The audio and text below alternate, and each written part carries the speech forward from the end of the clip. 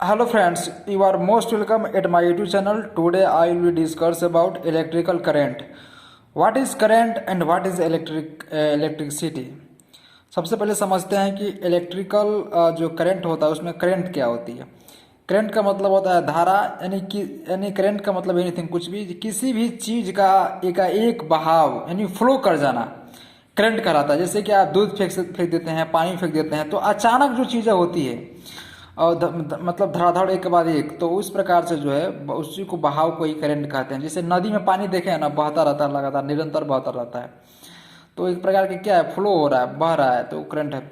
Water current आप देखें, जल धारा, मिल्क करंट, दूध बहता है। आप देखते हैं ऑक्सीजन करंट, लगातार हवा बहता है।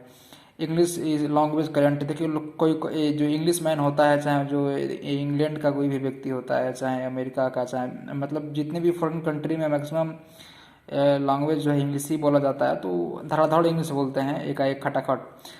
तो इस प्रकार का जो है करंट इसे कहते हैं। Flow of electron is called no as electrical current. देखिए, जब इलेक्ट्रॉनों का बहाना ही क्या है, इलेक्ट्रिकल करंट होता है।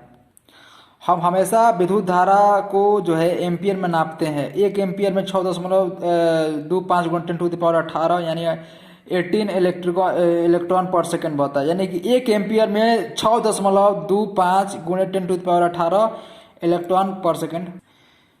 देखिए लिखे हैं 62 और 50 का मतलब 18 जीरो है। इतना एक एम्पियर में क्या होता है, इलेक्ट्रॉनों का संख्या होता है। किसी वायर में जहाँ पर जहाँ पर माना इलेक्ट्रॉन फ्लो कर जाता है किसी वायर में, तो वहाँ जो वोल्टेज होता है वो पुश करने का काम करता है। Voltage is push of electron समझते हैं। और रेजिस्टेंस मतलब कोई भी इलेक्ट्रिकल इक्विपमेंट लगता है वो रेजिस्टेंस पैदा करता है। जैसे कि पंखा चलाते हैं, पंखा क्या है, रेजिस्टेंस पैदा करने वाला है। बल्ब रेजिस्टेंस पैदा करता है। प्रेस देखते हैं, जो कपड़ा प्रेस किया जाता है, रेजिस्टेंस पैदा करता है। इलेक्ट्रिसिटी देखिए, वोल्टेज जो होता है ढकेलने का काम करता है, और विरोध जो करता है, विरोध मतलब अगेंस्ट खड़ा हो जाना है, रेजिस्टेंस अवरोध पैदा करना। जैसे जो चीज़ जिसमें यूज किया जाता है इलेक्ट्रिसिटी का, वो रेजिस्टेंस पैदा करता है। बीच में होता है इलेक्ट्रॉन जो फ्लोइंग करता है निरंतर।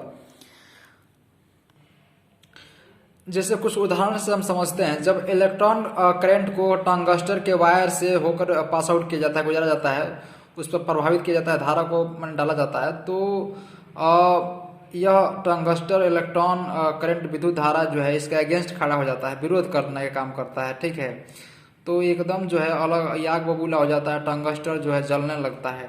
इसीलिए इसका उपयोग जो है बल्ब के फिलामेंट के रूप में करते हैं। सेकेंड एग्जाम्पल है, जब नाइक्रोम के तार पर इलेक्ट्रिकल करंट से मतलब गुजारा जाता है, कनेक्ट किया जाता है, तो इलेक्ट्रिकल करंट का के विरुद्ध जो है रेजिस्टेंस पैदा करता है ये जो नाइक्रोम का तार होता है। इसलिए इसका यूज जो है आप प्रेस में देखे होंगे, चाहे हीटर में यूज किया जाता है, ऊष्मा उत्पन्न करने का काम करता है। और इसलिए जो है इसका यूज हम लोग जो है मशीन में, इसमें कपड़ों की इस्त्री के लिए, चाहे जो भी है।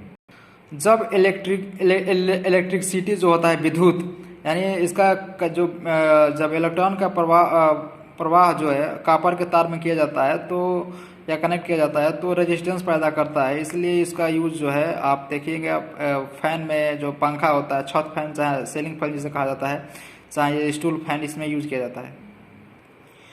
अगर प्रतिरोध करता होता है, अगर वो ना रहे, जो रेजिस्टेंस जिसे कहते हैं, तो इलेक्ट्रिकल करंट का यूज किसी में काम में भी नहीं किया जा सकता है।